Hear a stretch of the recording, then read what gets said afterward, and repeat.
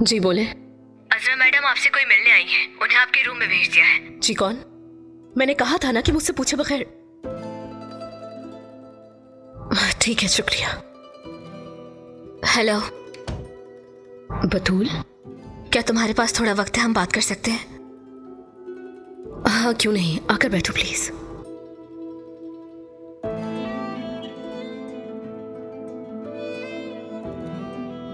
हम काफी अरसे बाद मिल रहे हैं। अरसा इंतजार किया कि वो भुला देगा तुम्हें। यहाँ का एड्रेस कैसे मिला? मैंने यूनुस भाई से लिया यहाँ का एड्रेस। फिक्र मत करो, मैंने किसी से कुछ नहीं कहा।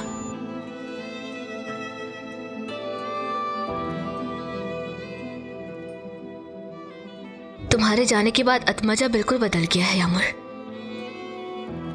जैसे तेकिन और मैं, तुम दोनों की एंगेजमेंट हो गई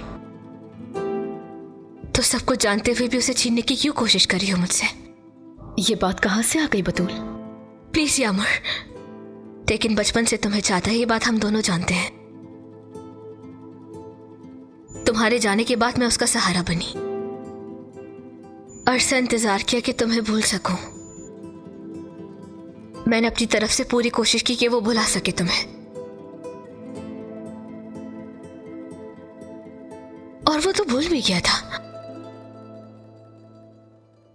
उसने मुझे चुना, मुझे शादी के लिए प्रपोज किया, क्योंकि तुमसे ज्यादा मैंने उसका साथ दिया है। वो जैसा था मैंने उसे वैसे ही चाहा। क्यों बता रही हो ये सब तुम मुझे? क्योंकि इतने सालों के बाद तुम्हें कोई हक नहीं कि तुम तेकिन को मुझसे छीन लो। तुम्हारा कोई हक नहीं कि तुम मेरे साथ ऐसा करो। उसे मुझसे मत छीनो यामुर, गुजारिश है मेरी।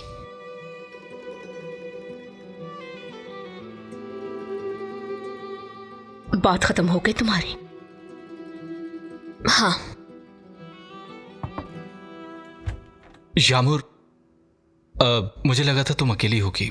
नहीं, तुम आ सकते हो, मैं तुम्हें अभी बस बुलाने वाली थी। बतूल मेरे सौतेले भाई टेकिन की मंगेतर है। मिलकर खुशी हुई। याज मेरा फियांसे है। जल्द हमारी शादी हो रही है। वाकई? ये तो खुशी की बात है। मुबारक हो तुम्हें। Thank you. मैं तुमसे आराम से बैठ के बातें करती, लेकिन आज हम थोड़ा बिजी हैं। ऐसा है कि किसी और दिन आराम से बैठेंगे। चलो आ जाओ, मैं तुम्हें बाहर तक छोड़ देती हूँ।